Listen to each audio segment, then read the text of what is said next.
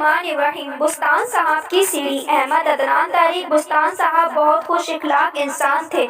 इनके पड़ोसी घरेलू इस्तेमाल की कोई चीज़ मांगते तो वो कभी इनकार न करते। अक्सर लोग उधार ली हुई चीज़ें वापस नहीं करते या कई दिनों बाद लौटाते।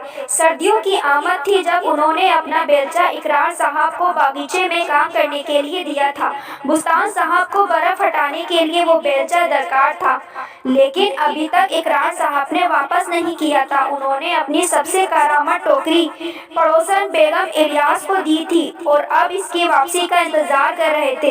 एक दिन सख्त सर्दी पड़ रही थी। अब्दुल जब्बार साहब तशरीफ ले आए और बुस्तान साहब से कहने लगे, मेरे घर में दरख्त की एक भारी शाख चटक गई है। मैं नहीं चाहता वो किसी राहगीर पर गिर जाए। जारी है, मैं सीढ़ी पर चढ़कर इसे काट देना चाहता हूँ, लेकिन मेरे पास सीढ़ी नहीं है, इसलिए मैंने सोचा कि मैं आपसे सीढ़ी के लिए दरख्वास्त करता हूँ। बुस्तान साहब अपने मिजाज के मुताबिक कहने लगे, जरूर जरूर ले जाएं, कोई बात नहीं, लेकिन मेहरबानी फरमाकर इसे जल्दी वापस कर दीजिएगा, क्योंकि मुझे भी अचानक ज़रूरत पड़ सकती है। मुझे बेलचे की बहुत दिनों से ज़रूरत है, लेकिन मेरा बेलचा इकरार साहब के पास है। मैं बाजार से चीज़ें खरीद कर नहीं ला सकता, क्योंकि मेरी टोकरी बेगम इलियास ले गई थी, जो वो अभी तक वापस नहीं करके गई। जब्बार साहब बोले, मैं ये काम करने के बाद फौरन सीढ़ी वापस कर जाऊंगा। जब्बार साहब इस वक्त वाकई यही सोच रहे थे। उन्होंने सीढ़ी कंधे पर उठाई और रवाना हो गए। अगले दिन उन्होंने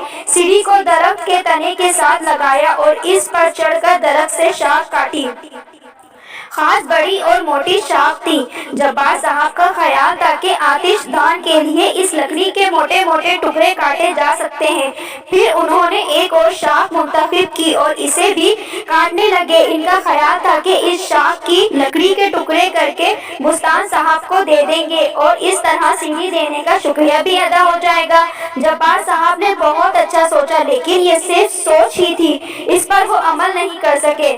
जब वो शाख काटकर फारिग हुए तो बहुत ज्यादा थक चुके थे। उन्होंने पहले सीढ़ी की तरफ देखा और फिर लकड़ी के टुकड़े की तरफ और फिर खुद कलामी करते हुए बोले, मैं आज किसी सूरत सीढ़ी वापस करने बुस्तान साहब के पास नहीं जा सकता। मैं सीढ़ी और लकड़ी के ये बड़े टुकड़े इनको देने जाऊंगा। अब मुझे घर जाकर चाय पीने के बाद आराम करना चाहिए।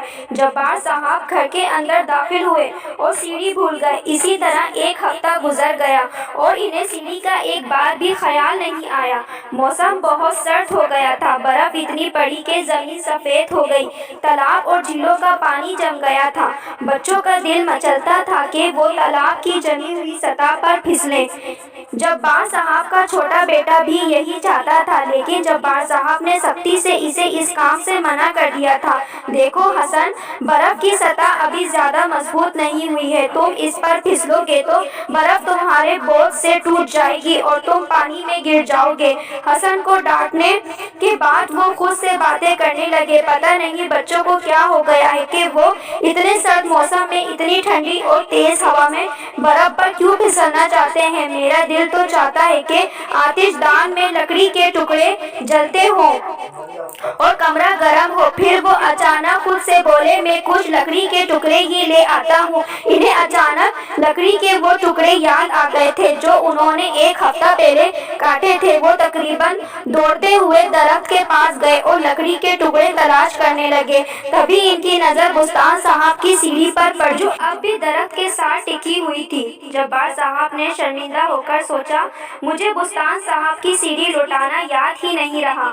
मैंने वादा किया था कि काम करने के फौरन बाद इन्हें लौटा दूंगा, लेकिन सुस्ती की वजह से मैंने अपना वादा पूरा नहीं किया। फिर उन्होंने अपनी बेगम को जाकर कुछ लकड़ी के टुकड़े दिए। वो जब्बार साहब से कहने लगी, आ जाओ अब आराम कर लो, बहुत सर्दी है।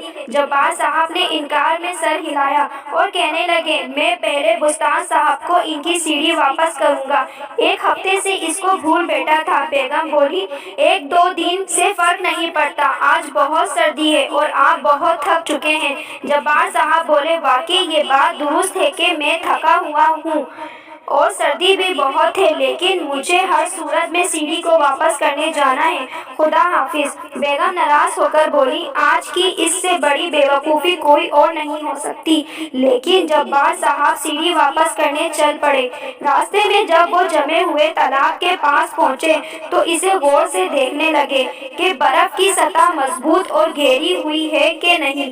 کچھ بچے اب بھی برف کے اوپر چہل قدمی کرتے ہوئے اس بات کا اندازہ لگا رہے تھے کہ برف کی موٹائی ان کا بوجھ برداشت کر سکتی ہے کہ نہیں۔ ایک چھوٹا بچہ تو بالکل تالاب کے بیچوں بیچ پہنچا ہوا تھا۔ جبار صاحب نے دور سے اس کو دیکھا تو بے اختیار ان کے منہ سے نکلا، کتنا بے وقوف بچہ ہے۔ غور سے دیکھا تو وہ اسے پہچان گئے، وہ انہی کا بیٹا حسن تھا۔ ابھی وہ اسے آواز دینے ہی والے تھے کہ اچانک برف کی سطح ایک آواز کے ساتھ ٹوٹی اور بیچارہ حسن یک ٹھنڈے پانی میں غوطے کھانے لگا۔ وہ اب پانی کی سطح سے اوپر ابھرنے کی کوشش کر رہا تھا اور مدد کے لیے چلا بھی رہا تھا۔ جبار صاحب کے لیے یہ بہت بڑا سانحہ تھا۔ وہ سوچ رہے تھے کہ انہیں کیا کرنا چاہیے۔ تبھی کوئی چلایا، سیڑھی سیڑھی ادھر لاؤ۔ تب جبار صاحب کو خیال آیا کہ وہ کیا اٹھائے ہوئے کھڑے ہیں۔